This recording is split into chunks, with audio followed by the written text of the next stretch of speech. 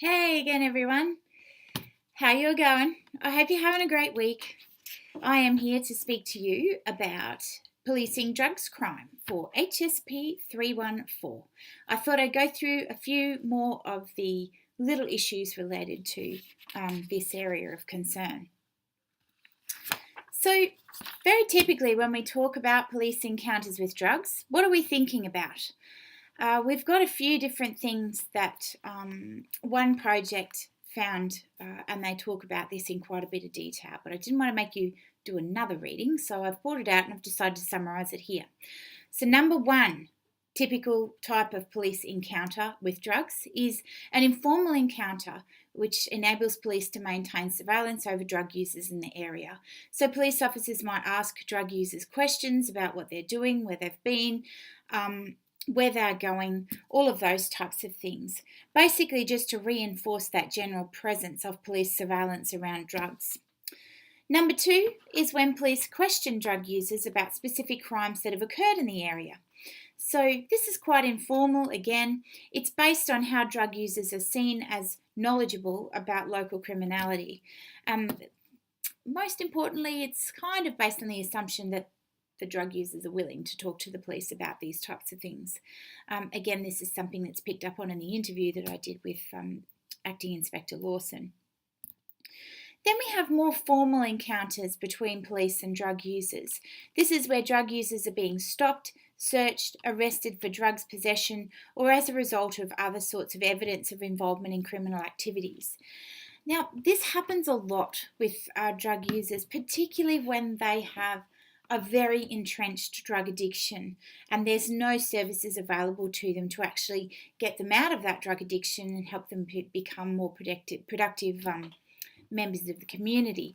So even though it might seem like, well, yeah, they're doing the wrong thing, we need to make sure that they're abiding by the law and so forth, sometimes that can be quite a punitive process for drug addicted people who become known to police, and they just cycle in and out of criminal justice systems and so forth. But I'll talk a little bit more about that now. So what we call low-level drug enforcement then is where we see suppliers and users at the retail level of the drug market, with police reorganisation and intelligence development broadly mirroring the perceived hierarchy of the market. So they try to infiltrate these systems that they've set up around the illegal drug market and to break into that drug market as they're doing those types of things. So generally they might inhibit drug transactions or manage the drug market, so they stop it from growing by using forms of local disruption. So they might use interdiction, where they stop drugs from being moved to this place to being sold over here, or what have you. But there's also surveillance, intelligence, test purchase operations, highly visible patrolling of different types of areas, and of course police crackdowns that we see quite often talked about in the media. Overall, there's also work that needs to be done behind the scenes around community damage limitation for low-level drug enforcement. This has a range of different aims. They want to reduce fears of drug-related crime, reduce levels of visible drug dealing in particular. They want to protect community from drug-related nuisance and antisocial behaviour, or of course other types of drug crime that happen when someone steals TVs or goes and steals stuff out of someone's car so they can buy drugs. We also need to focus on drug education in schools in particular, and overall be focused on minimising threats to public health. So this, of course, relates to how can we get people to, throw away their syringes so they're not buried in the sand at the beach and stick little Johnny in the foot or whatever. So these types of damage limitation are extremely important, and police are often involved in these forms of different types of education and training of different service providers and so forth. So it's a pretty important role that they're having in relation to that low-level drug enforcement. Then we have other forms of community crime prevention around drugs. This is where physical measures can design out crime and situational strategies can be used to reduce opportunities for drug selling and buying. So they might actually create circumstances in the local community physically that don't allow people to actually do drug deals in public spaces. So there's CCTV, they make certain areas more visible, and even things like installing blue lighting in toilets and so forth can help design out crime in terms of community crime prevention around drugs. So place managers are an interesting way that they do this.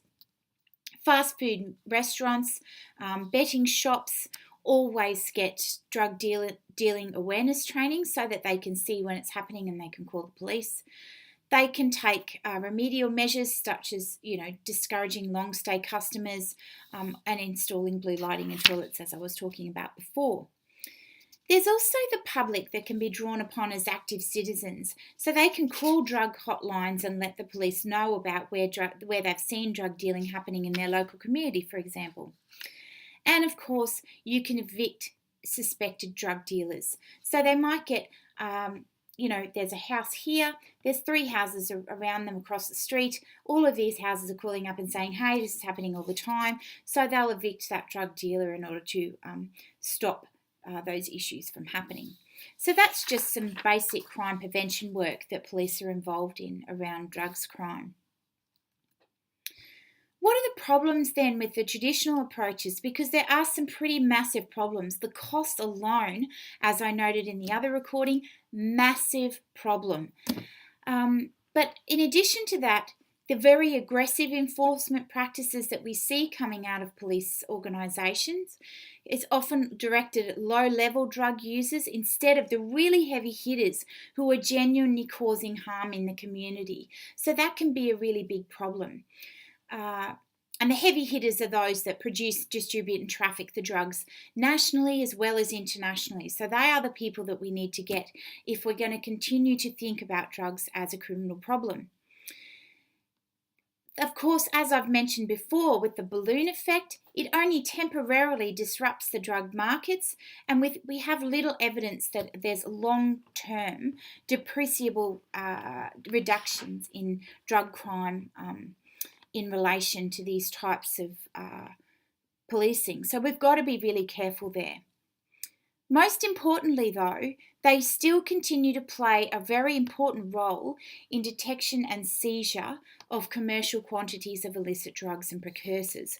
So it's something that we do need to maintain as long as we are going to take this punishment route with thinking about drugs in the local community.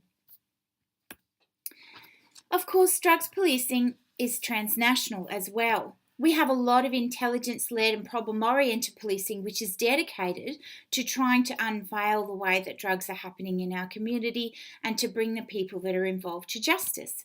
Because, for a lot of police, it's not those people who are personally using drugs. They are obviously victimless crimes in that respect, as long as they don't go into people's houses and start stealing stuff. But it's those other people that are involved that are genuinely trafficking drugs in addition to humans, that are, metering out violence to people that are involved in drugs trafficking and so forth. It's those people involved in murders. These are the people that they're very interested in bringing to justice. So a lot of those types of processes are now focused on terrorism, and of course there are also typically links with drug trafficking, because drug trafficking brings in heaps of money, and then you can use that money to go and form terrorist networks or fund different types of terrorist activities. So they use a lot of targeted approaches when it comes to transnational policing. They monitor sales of precursor chemicals, and there are a whole bunch of chemicals which are involved in the making of drugs. And when they're doing this en masse, it becomes very obvious when they're buying up, 300,000 litres of a particular chemical, but they're not a fertiliser company, for example. So they'll look for those types of chemical sales. They'll also track financial transactions, and large forms of finances crossing borders are usually a good indication that there's something amiss and that they may be involved in drugs crime. Of course, we have the UNODC, the Office of Drugs and Crime, which is focused on these types of things, and we also have international drug control conventions that are in place. So it's very key that a lot of police officers internationally are focused on these types of concerns. There is a basic principle which underlines the way that policing drugs crime happens. All policing responses must have the potential to reduce harm caused by illicit drugs through the application of policy principles of treatment, education, prevention, and law enforcement. But a lot of people question about how much that actually happens, particularly with the huge amount of research literature that we have now, and this is literally burgeoning and it's piling up on a daily basis.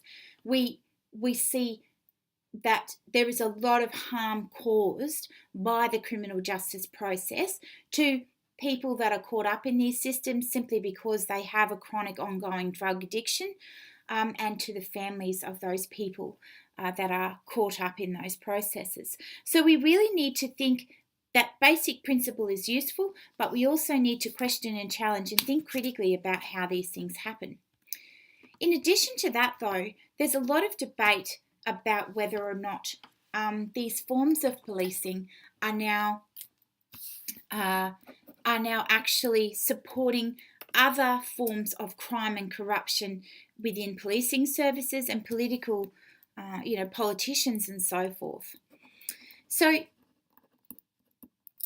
illicit drugs market is there's a lot of focus on the illicit drugs market, but is that actually lining the pockets of police officers and other types of, banks, for instance, or even politicians involved in these types of things, depending on local context and whether or not politicians are involved in corruption? It does raise a lot of questions.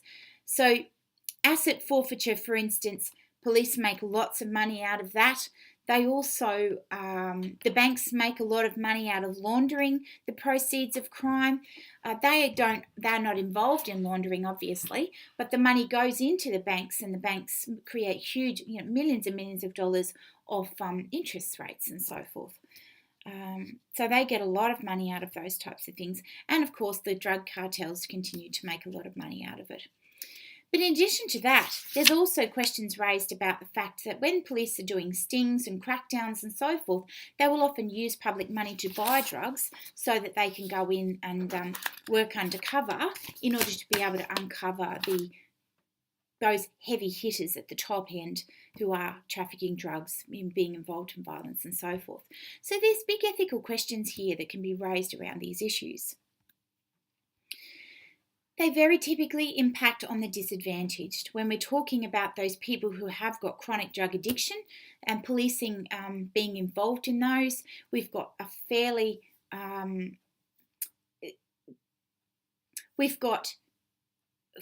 typically these people are involved in sustained unemployment, which leads people to be involved in illicit drug production and distribution.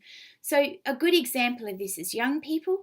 Now, we have seen, particularly in the last 40 and 50 years, that young people are no longer involved in, and when I say young people, I mean right up to the age of 25. They're no longer involved in full-time employment a lot of the time. They are more likely to be involved in casual employment. So if they are selling drugs and so forth, they can make just quick money so easily.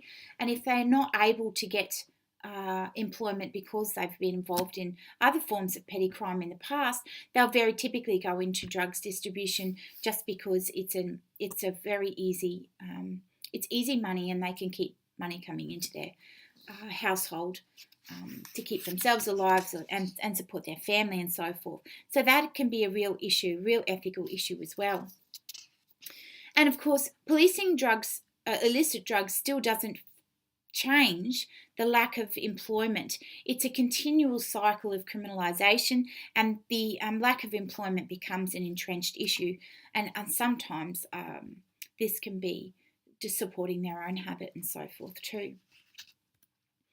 Illicit drugs policing can also be racist, and we've got information about this from the US now that says even though there's research suggesting that ethnically diverse people are not more likely to use drugs, the research definitely tells us that police are more likely to be policing ethnically diverse people in relation to drugs.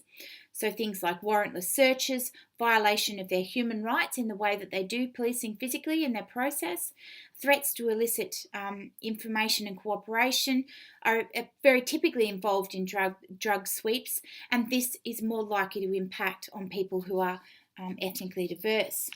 We've got stop and search, which often impacts, well, actually always impacts African American people more obviously than other communities, despite it not actually having any impact on crime reduction overall. And this is something that is starting to raise question in ethnically diverse communities in Australia as well. In fact, I'd argue it has since the 1990s been an issue for certain communities of ethnically diverse people in Australia. And of course, searches for small personal stashes in the hope of finding those kingpins and heavy hitters can often lead to over-policing and policing that breaches human rights, with people being searched, 5 to 10 times a day. They're going to get peeved, then they get done for offensive language, resisting arrest, all of those types of things. That's that additional criminalisation layer that would not happen if we weren't focused on those types of things, and very obviously impacting people who are ethnically diverse. And of course, as I mentioned in the first presentation, often even though we try to target specific types of drugs, illicit drugs crime with certain types of policing activities, drug dealers and runners, buyers are really, really smart, and they adapt overnight sometimes. They specifically adapt their tactics, their modus operandi to police tactics. So they're using mobile phones, requiring you buyers to consume the drugs on site so they don't know that they're doing drug deals and things like that, and they don't get reported by people in the local community. And of course, displacement of drugs problems is obviously another outcome which is quite common, rather than addressing the underlying issue, which is usually drug addiction or lack of employment and so forth. Then, of course, we have the other ethical issues raised around what we call the invitational edge, which is related to participating and non-participating informers and undercover police that may be part of these drug squads to infiltrate the drug trade. Now, quite often we see these police officers coming under various forms of surveillance because they're becoming too close to the people that they're involved in trying to get information from. And they'll be involved in a whole range of really illicit activities, and often involved in violence and so forth, so that they can get information to get those kingpins that we were discussing earlier. So individuals or whole teams can systematically become involved in rule bending with the aim of achieving good results, and that idea of noble cause corruption, which I've heard, you probably heard about before, where, the Dirty Harry syndrome. Well, it's okay for this police officer to be really nasty to that person because they're trying to get information about this really horrible person over here. So it's a noble cause, and it's all right to be involved in stuff that bends the rules. And of course, we have a whole range of different forms of corruption, opportunistic theft, acceptance of bribes to lie under oath and so forth, or provide confidential information, planting drugs, illegal searches, protection of informants, involvement in violence, participation by police officers in drug dealing, and protection of major drug operations as they become, they move more further towards trying to get that information out to get those heavy hitters. And of course, drug enforcement itself involves a whole range of different types of illegal activities. It becomes really difficult, a difficulty in regulating legally suppressed markets where there is an absence of a victim. It's a very secretive, quasi-legal nature of drug enforcement itself raises questions. Widespread use of informants is a key ongoing issue. Pressure for results generated by the war on drugs rhetoric that's passed around political circles and so forth, and the upper echelons of police management. It's very much of a difficulty in securing sufficient evidence to actually convict people, hence the temptation to engage in process corruption and plant drugs and so forth. And of course, the need to buy drugs, as I raised before, in order to be able to get those heavy hitters and all of those types of things. And of course, there's big money available in the drugs trade. So it's often hard for police officers to stay objective when they could get access to those types of money, particularly in jurisdictions where they don't get paid a lot. Not so much of an issue in Australia, but definitely an issue for places like the US and other parts of South America and so forth. And of course, I really like this quote to summarise our overall discussion. It says, policies must address the social conditions that indicated why offenders engage in drug dealing in the first place, as well as the treatment of addicted individuals. These are the things that are going to reduce our crime in communities around drugs if we address those things in the first instance. And until those happen, of course, drugs will continue to be a major part of policing work and a huge focus in investment in policing organisations. Anyway, I hope that gave you a little bit of context around policing drugs crime, and it was useful, and I shall see you all again next week. See you later.